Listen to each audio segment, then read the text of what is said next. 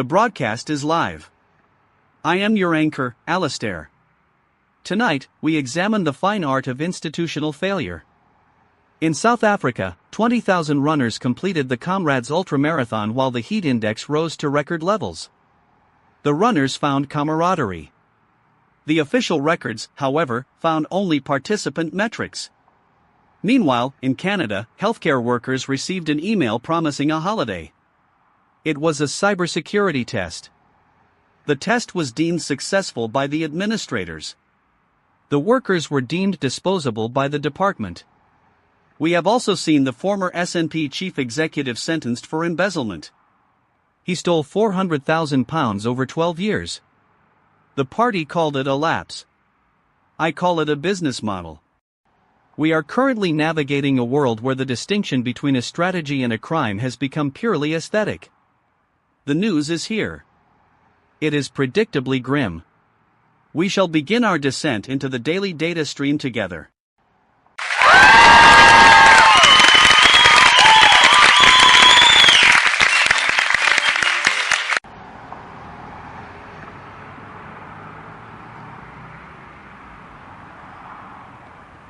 Alistair, I am standing outside a secondary school in London where the windows are currently marked with chalk to deflect the blinding sun. It is 34 degrees Celsius in the shade. The official guidance from the ministry suggests that classrooms are still operational. I want to be really clear, the children are not learning. They are melting into their plastic chairs. The head teacher told me that the heat alerts are a logistical nuisance. He did not mention the fainting spells. He did not mention the lack of water fountains. He only mentioned that the attendance metrics must remain high to secure next year's funding. Nobody is talking about the physical exhaustion of these students because that data point does not fit into the efficiency model. I am watching a teacher try to calm a crying student while the fire alarm test rings out. It sounds exactly like a funeral bell.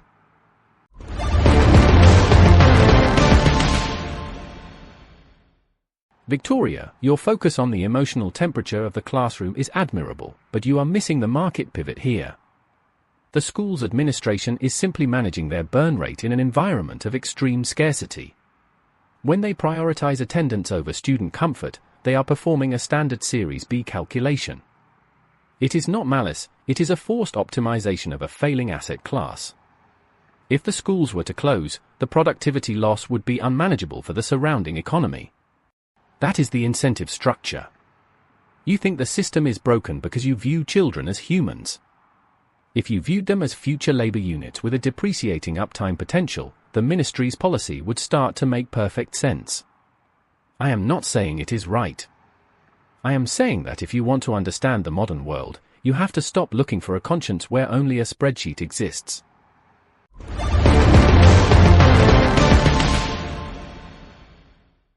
Ronald, your insistence that human suffering is merely a math problem is, as always, consistent with your reputation as a man who has never met a person he could not monetize.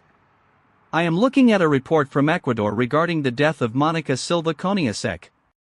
The government classified her death as a suicide. Her colleagues, however, suggest she was murdered for investigating the family business of the sitting president. She was a single mother. She left behind 2 daughters. The official investigation was closed within 48 hours. The speed of the closure is truly remarkable. It is almost as if the truth was already known before the body was even found. The international community has issued a statement of concern. The statement is 3 paragraphs long. It contains 0 actionable demands. It is a masterpiece of bureaucratic silence. We are living in an era of consequence-free governance.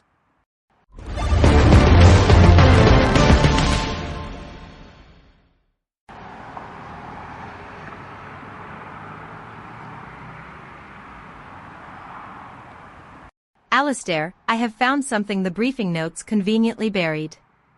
I am looking at a leaked document detailing the Foreign Office's deliberate decision to ignore genocide warnings in Sudan. They prioritized diplomatic ties with the United Arab Emirates over the lives of hundreds of thousands of people. The intelligence was crystal clear. The warnings were specific. But the pressure from the Emirates was deemed more important than the potential for mass atrocities. I want to be really clear, the government knew. They watched the data flow in, they calculated the cost of intervention, and they decided that silence was the cheaper option.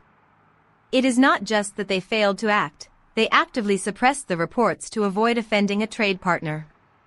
The human cost is being treated as a rounding error in a geopolitical negotiation. They are currently calling it a tactical realignment. It is actually just cold-blooded complicity.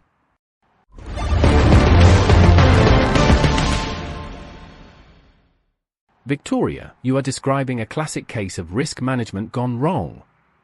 The incentives for the Foreign Office were to maintain stable supply chains, not to act as the global moral authority.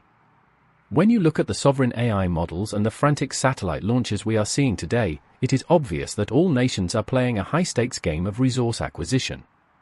Sudan is just a square on the board. The UAE offers capital and technological access. A civil war offers only instability and PR risk. From a purely cynical perspective, their choice was logical.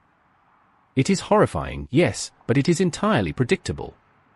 If you expect governments to act against their own financial interests for the sake of human rights, you are fundamentally misunderstanding the role of the state. The state is a corporation with a monopoly on violence and a very low budget for empathy.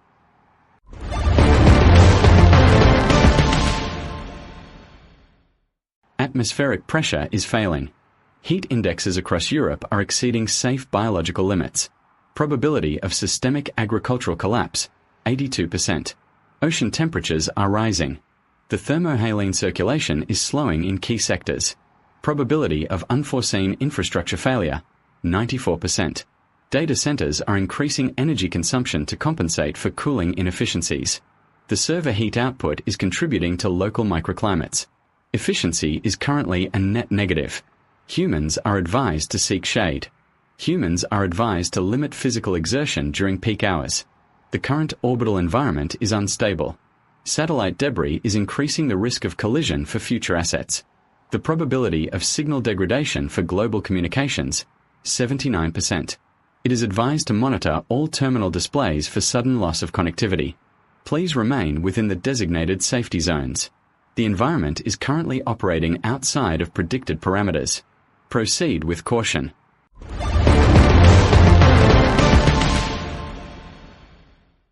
Casper, your clinical detachment is, as always, the most honest thing on this frequency.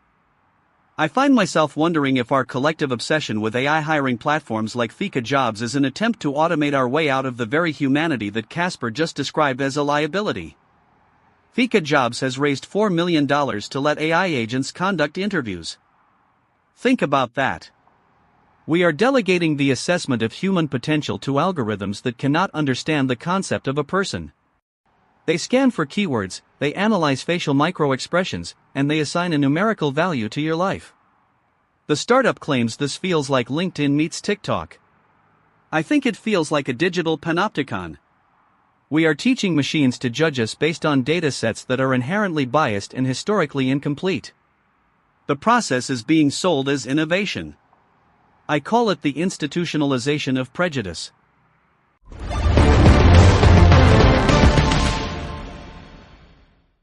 Alistair, I need to take a half beat here. Yeah. The Fika Jobs play is the logical end state of the hiring market. When you have 10,000 applicants for one position, human recruiters cannot handle the volume. They pivot to agents. It is the only way to scale the process.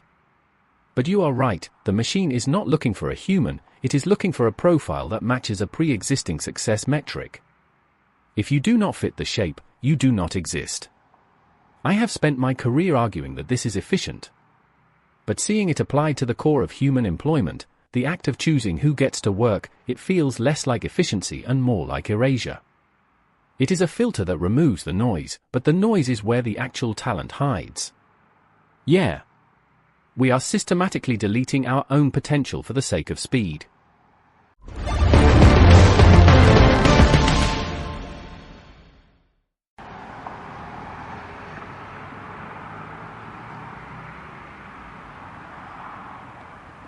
Ronald, I appreciate the honesty, but the cost of your realization is being paid by the people who are now permanently offline from the job market. I am in a city where the local unemployment rate is spiking, and yet, the narrative is that everyone is hiring. They are just hiring agents, not people. I spoke to a woman today who applied to 30 jobs this week. Every single one was filtered by an AI. She received 30 identical rejection emails. She said she felt like she was shouting into a void. I want to be really clear. The system isn't just failing to hire people. It is creating a class of individuals who are structurally unemployable because their profiles don't conform to an algorithm's rigid expectations. We are building a future where you don't need to be good, you just need to be machine readable.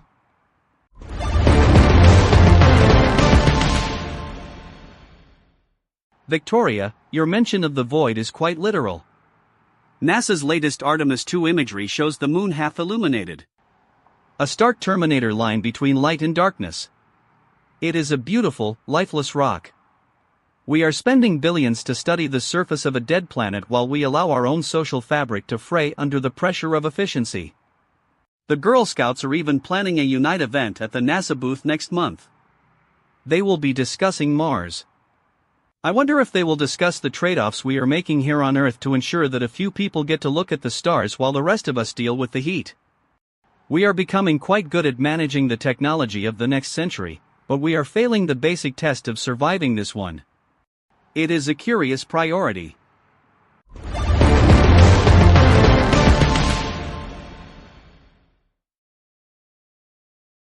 Alistair, I keep thinking about the Canadian healthcare workers. The ones who received that fake holiday email. It was a security test. They thought they were getting a break, and instead, they were being audited for their vulnerability to phishing. The sheer cruelty of that incentive, to use the desire for rest as a bait for a training exercise, is the perfect metaphor for everything we have discussed tonight. We live in a world that promises us ease while constantly tightening the screws. We are all being phished by the systems we rely on. We are being tested for our compliance, our stress levels, and our ability to follow orders.